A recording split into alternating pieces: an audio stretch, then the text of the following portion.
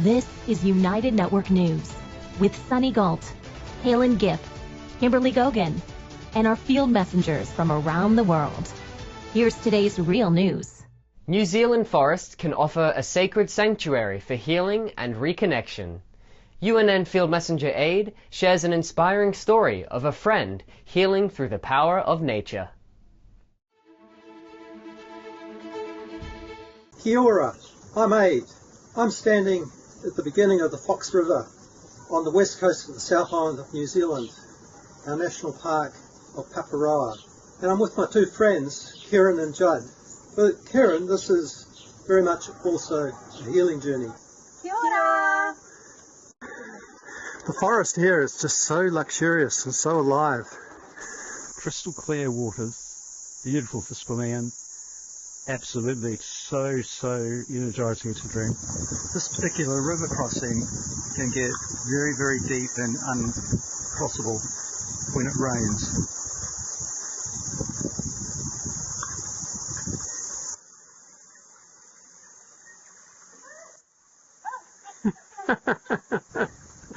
Karen was diagnosed with cancer about 4 years ago, and she was offered treatment in the form of radiotherapy, chemotherapy, immunotherapy probably, and she refused to take those treatments, thinking that they have bad consequences, and she is on her own journey, mind and spirit journey, to her own healing. I just felt the whole thing uplifting, because for me, I'm a Christian, and like I believe that with God, and I'm holding on to that be my healing's coming from. And I think that's why I'm as good as what I look. In I did have a little fall on the rocks, and I was so worried that my bone could break. But realising that I'm stronger, and I guess fundamental people have led me to believe. It's just coming out in nature, the healing of it too, like that. Hey, Field Messenger, United Network News. In Tunisia, post-dated checks have long been a common way to pay for goods and services in installments. However, recent banking reforms introduced in February aim to change that, returning checks to their original purpose, immediate payment. The government says this will reduce consumer debt and improve the business climate, but it's already causing problems for household budgets and small businesses. The new law is expected to have a big impact on spending and economic growth, with the middle class feeling it the most. Once making up 60% of Tunisia's population before 2011, experts say the middle class has now shrunk to just 25%, forcing many to rethink their spending habits. Merchants have also been cautious about accepting checks, especially since stricter penalties for bad checks were introduced in 2024. According to judicial authorities, more than 11,000 bad check cases are currently under investigation.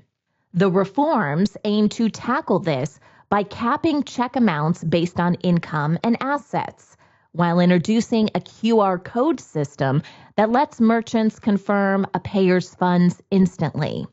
While efficient, many Tunisians see these new measures as invasive and overly complicated. At this grocery store in Tunis, a new law on checks is stirring debate.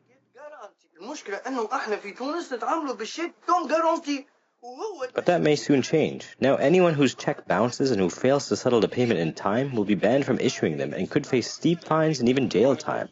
For wholesalers, a new 30,000 dinar payment limit for check could also cause problems. Vegetable wholesalers buying foods from farmers need between 400 and 600,000 dinars.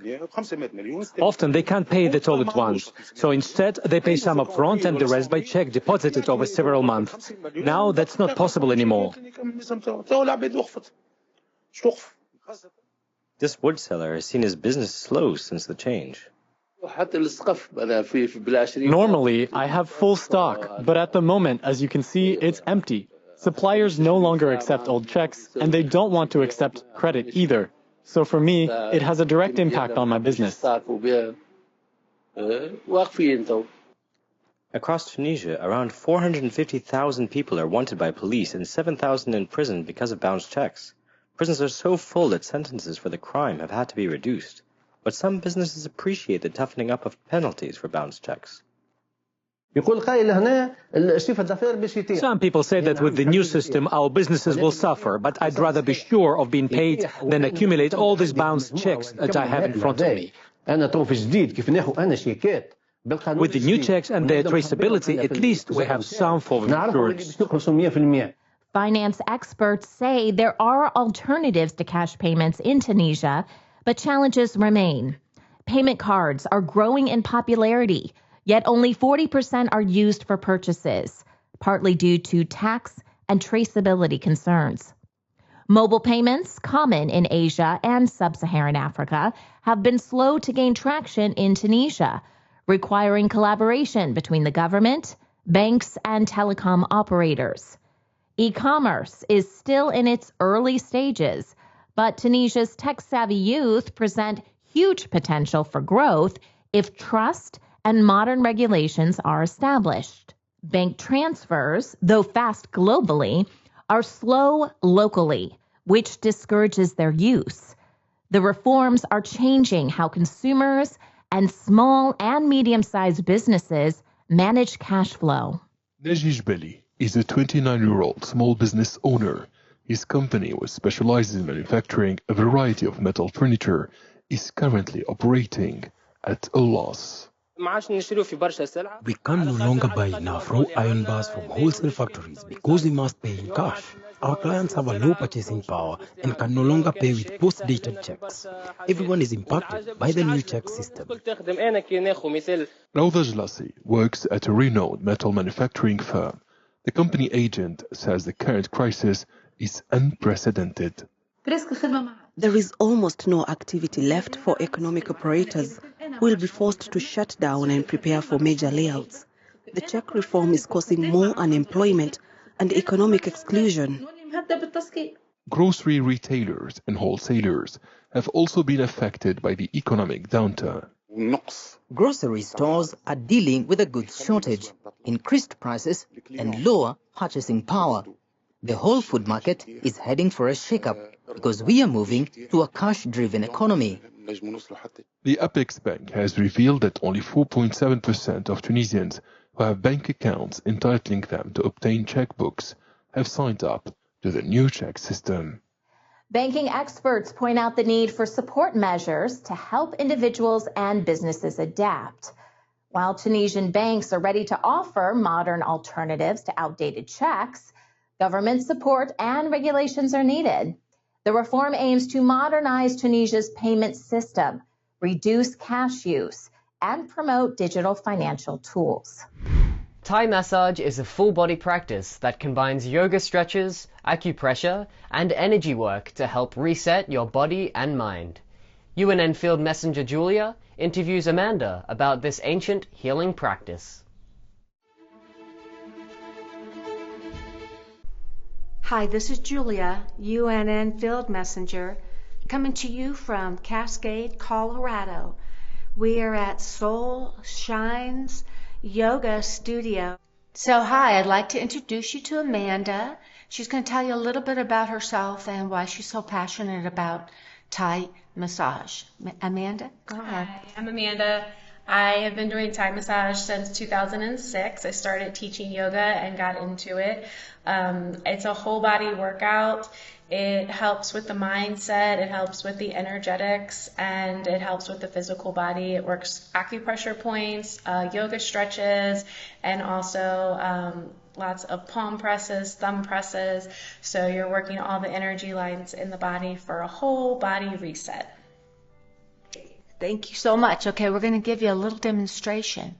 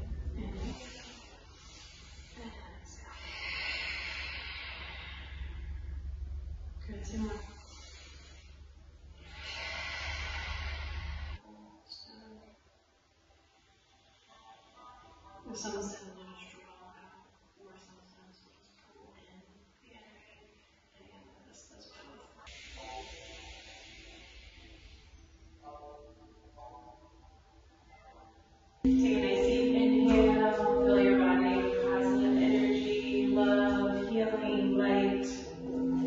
And as you exhale, let go of anything that you would like to let go of in your life, anything you're ready to release and no longer serves your higher self.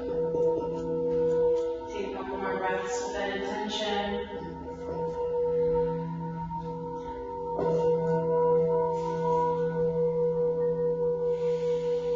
Grounding your energy.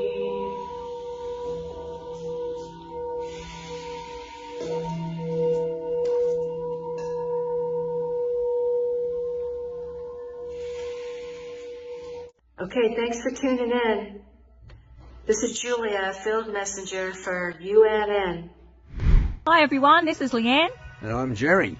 coming to you from Tamworth, New South Wales. Hi there, this is Rick from Arizona. My name is Uchechukwu Obenebam from Igbo tribe, Nigeria. Hi, this is Scott from Utah. I'm Annette from Agassiz, British Columbia. Hi, I'm Marcus Surzet from Manipur State, India. Real people reporting real stories from all around the world. That's what United Network News is all about. Can you clap? We had a huge flood, which some call the flood of the century. No fake news here. Our field messengers share personal experiences of what's really happening in their community. We got some nice fish right here. At UNN, you are the news. My family and I had a very good time. Take the next step.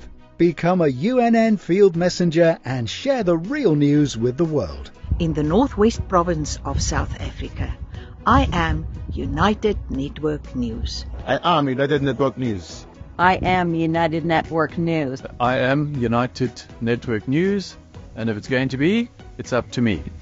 It's going to be, it's up to me. If it is going to be, it's up to me. If it's going to be, it's up to me. If it's going to be, it's up to us.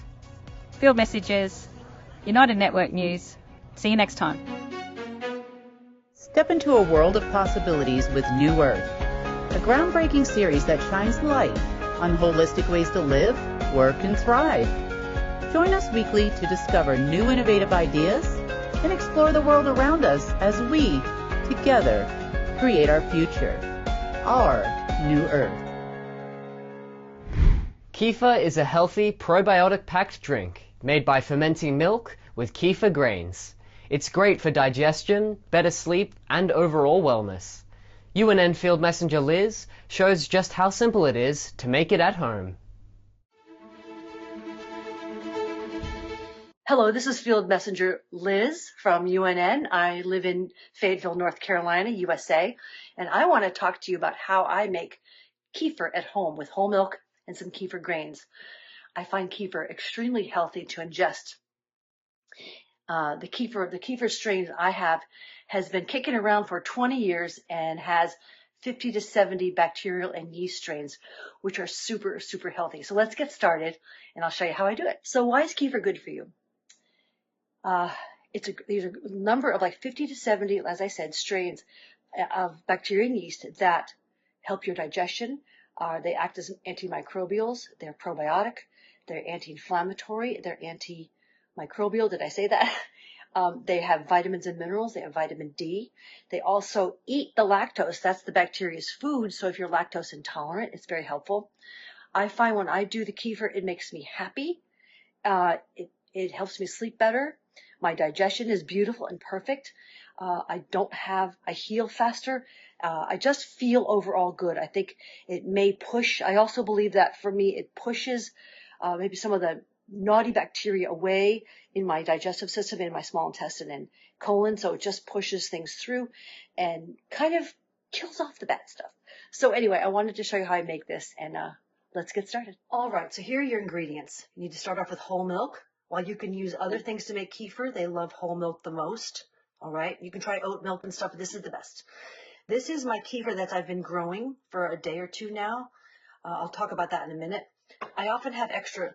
I like to put everything in these big mason jars. Any glass jar will do.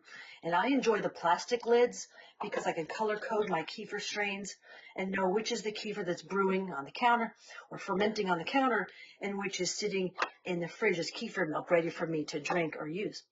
All right. So when you get kefir first, I purchase it online at a shop from a woman who has had kefir strains live for 20 years. So what you do, so we can just pretend this is a starter that you first get. All right, so when you get your first batch, what you're going to do is, and you'll just do this, and it looks kind of gloppy and perhaps unpleasant. The kefir grains are tougher than you can even imagine, and it looks like you're going to have a lot, but they can be handled and spatulaed and mushed around kind of roughly. It's fine. And you'll find that you're not going to have that much at the end once you mush it through. Remember, this is a conglomeration or a mixing, a happy blending of bacteria and yeast. And that's why they make this scaffolding, which we call kefir grains. See, it's just mushing into those grains. It looks like cottage cheese, but way more chewy, believe me. And they can be handled quite roughly. And then I kind of scrape the bottom. So you can simply just drop it back in there. And then again, I wash these things kind of right away. Okay? So then, by the way, this is usable kefir. I could drink it right now. I could make it into a smoothie. I could freeze it. I could make an ice cream out of it. I can make a blended thing with protein powder tomorrow. This is good to go, and this will last for weeks and weeks and weeks in the fridge. Okay, I would consume it faster than that, but. And so with the kefir grains you had, because it's only me, I just put a milk. I just pour, that was just basically a cup on the mason jar measure. And that's clean enough. I try to keep everything clean. This top's pretty clean. Oops, sorry. The top's pretty clean. So all I do, folks, is just put it back on the counter. It takes about 18 to 24 hours to make new kefir. It's beautiful. Anyway, that's what I have. And to show you for my little kefir project. It takes less than 5 minutes. And thank you for listening. South Africa's education system is facing one of its toughest battles yet, and it starts with the youngest learners. The 2021 Progress in International Reading Literacy Study revealed more than 80% of 10-year-olds in the country can't read for meaning. That's not just a statistic, it's a crisis. And it starts far earlier than most people think. Now the country is coming together to help close the gap. A recent shift in policy could help address the country's early education crisis. In September last year, a new education bill called the Bella Act was signed into law, adding a mandatory year of schooling for 5 to 6-year-olds, known as Grade R. South Africa's government says the goal is to give children a stronger start by introducing structured learning earlier, an important step toward closing the learning gaps that often begin well before formal schooling even starts. Research has shown the early years are critical. Children who attend quality early learning programs seem to be far likely to succeed in school and in life. These programs teach more than just letters and numbers. They build essential skills like focus, cooperation, emotional regulation, and curiosity.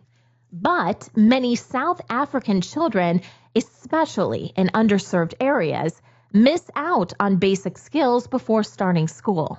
Without early exposure to reading, counting, or even classroom routines, they enter grade 1 at a disadvantage. In the early years, predatory skills are simply not harnessed nor nurtured by our parents, by our teachers.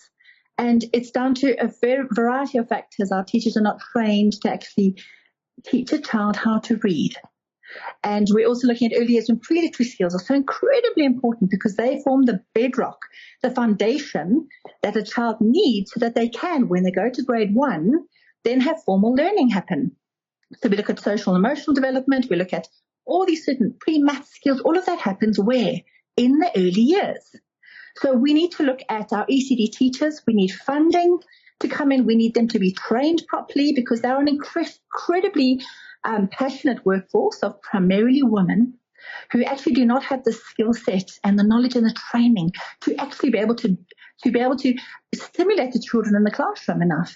Yeah. But then we also need to get our parents on board as well. Our parents need to be reading to our children from when they're babies.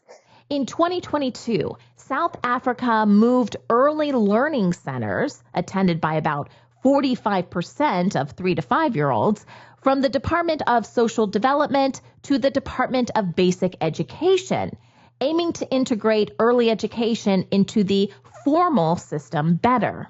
This year, in 2025, the government plans to register 10,000 creches, which are daycare centers, many of which are informal community-based businesses run by women. While the effort to regulate and improve early learning has been welcomed, progress has been slow. Another big challenge is public awareness. In many under-resourced communities, parents might not realize just how important early childhood education is, or they simply don't have access to affordable options.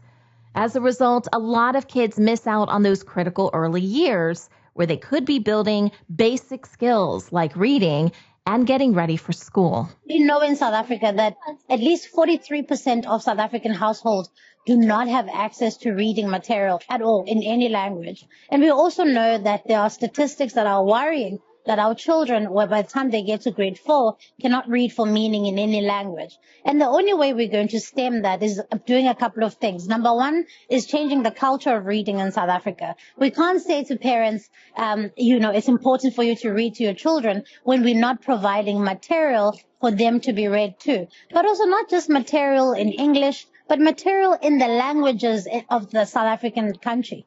We are creating a safe space, making sure as well at the same time that these kids are ready to actually enter into grade 1, and so that we don't lose them along the way, because school dropout then becomes a thing when children are struggling, but when we start here with the right tools, with the right foundation, we are guaranteed great results. South Africa's struggling economy is a major barrier to real change for their education system.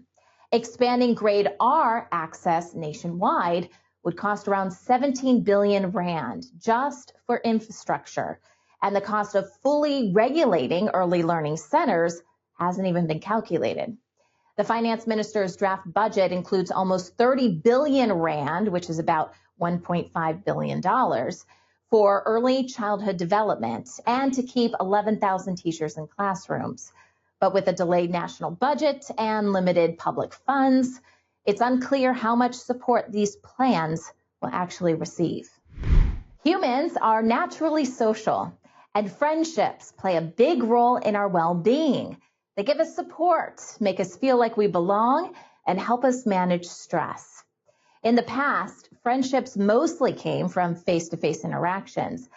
But now the digital age has brought us online friendships, connections built and maintained entirely online. These can offer social support and help with loneliness, but they also raise concerns about mental health and the risks of spending too much time online. Research shows having good friends isn't enough for your health. You need to meet them in person regularly.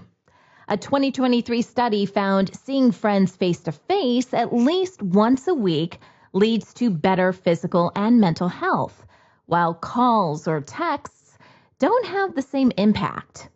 For example, research in Japan showed men who rarely saw their friends had a 30% higher risk of death compared to those who met up more often. Despite the benefits, people are spending less time with friends, with socializing dropping from 60 minutes a day in 2003 to just 34 minutes in 2019, according to data from the American Time Use Survey. Real face-to-face conversation is infinitely revisable. In every moment of a real face-to-face conversation, you are creating the meaning. You're recreating the relationship.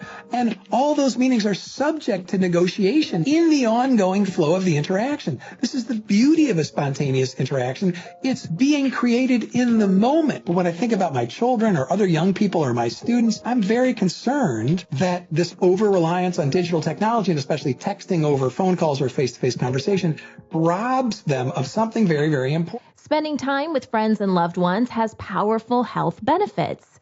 Research shows it can lower the risk of heart disease, stroke, diabetes, Alzheimer's, and even cancer. Face-to-face interactions are especially important, as looking someone in the eyes can synchronize brain activity, and physical touch, like hugs or holding hands, improves sleep, reduces stress, and supports the body's stress response system. These connections can also lower inflammation, which is linked to conditions like diabetes and heart disease. Online communication, while helpful, doesn't provide the same immune-boosting effects as in-person interactions. Simply put, spending quality time with others is essential for your physical and mental health. Is there a difference between FaceTiming somebody or actually being shoulder to shoulder? There is a distinction, and I don't want to completely ignore the value of digital interactions, because FaceTime, for instance, is a wonderful tool for my daughters to connect with their grandparents who live on a completely opposite coast. But I also don't want it to be a substitute for when someone's, really going through it, really in need of emotional response. Because there are studies that show that when someone gets a text message from someone that's saying, "I'm thinking about you, is everything okay?" it doesn't have the same impact as when a parent is giving them a hug and leaning in and asking how they're doing. It doesn't create the same oxytocin response in the body, and not all connection is created equal. So I think we need to leverage technology where it makes sense, but also be mindful that it's not a replacement for human interaction. A 2024 study in Computers and Human Behavior challenges the idea that social media is ruining teens' social skills or in-person interactions. Research shows teens who spend more time on social media also tend to socialize more offline, and their social skills don't seem to suffer. For most teens, social media adds to their social lives instead of replacing face-to-face time. It can even be a fun way to make new friends or connect online before meeting in person. Now, that said, for teens dealing with anxiety or other struggles, too much social media might worsen feelings of isolation or negativity. While online communities can sometimes help, they can also create a cycle where offline issues lead to more time online, making things harder. Some of the benefits of online relationships, it's definitely easier to interact and talk to people because you're thinking about what you're saying and you just are more comfortable. Right, so some of the greatest parts about having a friendship with someone online is that they're easily accessible. You can just text them, be like, "Hey, what's up?" You can have that sort of immediate connection all the time. Sometimes having conversations can just be they can make you sort of anxious. When you're online, you're behind the screen. It'll make it easier for them to say things that they want to say, that they might not say in real life. There is a very significant difference between a real friendship and an online friendship. That's not to say that your online friendships aren't real. It's just that they're different. There's something called IBF, so Internet Best Friends, and basically they text and they become best friends, but they haven't met them in real life. I felt a lot of genuine trust between the people that I talked to online because they were really close friends of my close friends. It's just, I think trust is the main thing. So there's things that you can tell people online that you can't tell people in real life. At the same time, you have to know how to be safe, right? I would say I'm more comfortable talking face to face because on social media, you can talk to people, but it's hard to communicate a sense of realness and emotions. Online friendships have their perks. They can break down distance and time barriers, making it easier for busy people, those with disabilities, or anyone in remote areas to connect with each other. They offer spaces to share interests, support each other, and build confidence, especially for those who feel isolated offline. But while these connections are great, it is important to balance them with real-world relationships. It's easy to get caught up in the excitement of meeting people online, but nothing beats the value of face-to-face moments with friends and family. So enjoy your online chats, but don't forget to nurture the relationships right in front of you. Are you ready to change the world? Take the next step and join our weekly Field Messenger meetings. Learn more at unitednetwork.earth. I am United Network News, and so are you.